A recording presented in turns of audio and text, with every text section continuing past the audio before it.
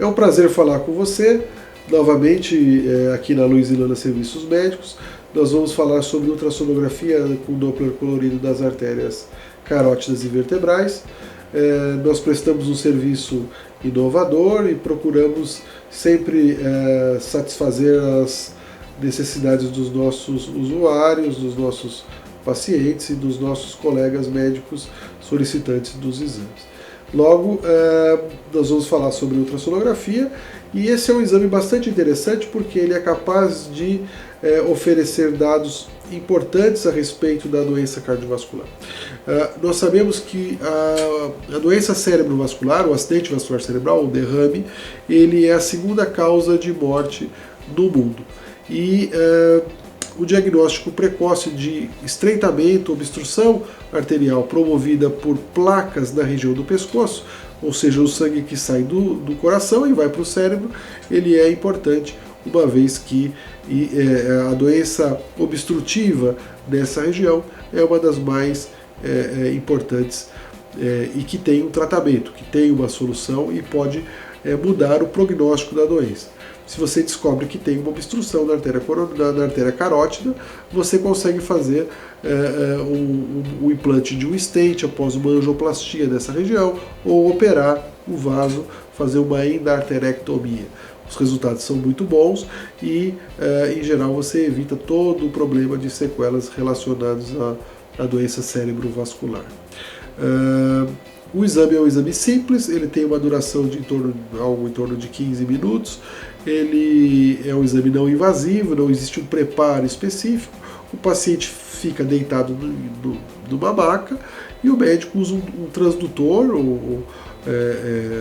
que é parte do aparelho de ultrassom, que encosta no paciente, é um transdutor específico com alta frequência, quanto maior a frequência em megahertz, mais nitidez tem a imagem. Então nós temos que usar transdutores com alta frequência, com boa nitidez, que os equipamentos que nós utilizamos aqui na clínica são com essa característica. Então é necessário a utilização de um equipamento apropriado. Nós sabemos também que, além das placas, a lesão inicial das artérias carótidas, elas mantêm uma íntima relação com a obstrução arterial do coração também. Porque se você imaginar que o nosso corpo ele é como se fosse um edifício, e o edifício ele foi construído na mesma época e a manutenção do edifício foi feita da mesma forma, se o indivíduo tem placas no pescoço, nas carótidas, ele provavelmente irá ter placas nas artérias coronárias. Isso foi demonstrado no estudo ARIC, no qual o espessamento da camada média intimal das artérias carótidas e mantém uma íntima relação com realmente a obstrução das artérias coronárias também. Aqui nessa imagem vocês podem ter uma ideia bem clara de como é realizado o exame. Aqui é um transdutor, o paciente fica com a cabeça reta, com o pescoço virado para trás e depois ele angula para os dois lados. Com o transdutor de alta frequência, nós então obtemos imagens que permitem ver tanto a artéria carótida comum, como os seus ramos, ou artéria carótida interna, que leva o sangue para o cérebro, quanto carótida externa, que leva o sangue com oxigênio e nutrientes para a tireoide e outras estruturas mais superficiais. Logo, esse exame é um exame bastante simples e que permite ao médico dados tanto sobre o risco cerebrovascular quanto ao próprio estado das artérias coronárias de uma forma indireta. É chamado então de agravante de risco, ou seja, o indivíduo ele foi estratificado, foi avaliado pelo seu médico, ele chegou a uma conclusão, viu que o indivíduo tem um determinado risco através dos scores que existem para isso, o mais conhecido é o score de Framingham. Todavia, mesmo que ele se encontre no baixo risco, pelo score de Framingham, ele, se tiver placas ou espessamento das artérias carótidas, ele imediatamente é reclassificado, passando para um estágio mais grave, devendo então fazer um tratamento muito mais agressivo. Então o objetivo desse exame é ver obstruções e entupimentos nos vasos do pescoço, que mantém relação tanto com o cérebro quanto com o coração.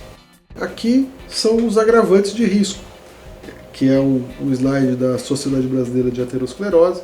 Então, indivíduos que têm história familiar de doença arterial coronariana prematura, quando o pai teve doença coronariana com menos de 55 anos ou a mãe com menos de 65 anos. Síndrome metabólica, que é o aumento da circunferência abdominal, elevação da glicemia, aumento de triglicérides, aumento da pressão arterial, redução do HDL, colesterol, compõe essa síndrome. Também é um agravante de risco.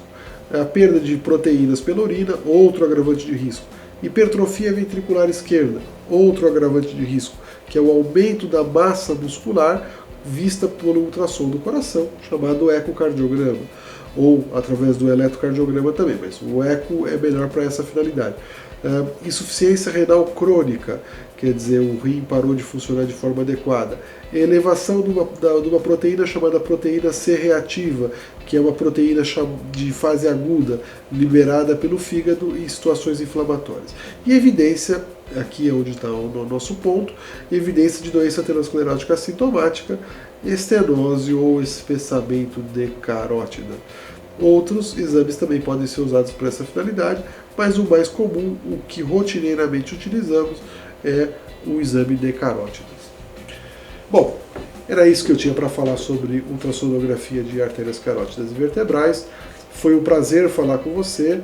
Qualquer dúvida, estamos à sua disposição, de braços abertos para recebê-lo. Nosso compromisso é com você e com a inovação da medicina cardiovascular.